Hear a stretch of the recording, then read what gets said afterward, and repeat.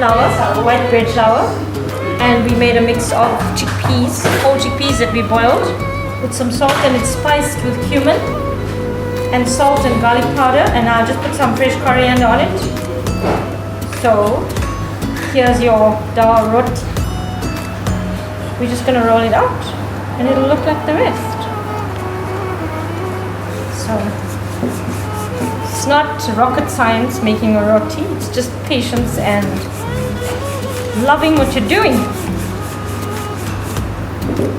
That's what you do? Good. Always loving the food, yeah.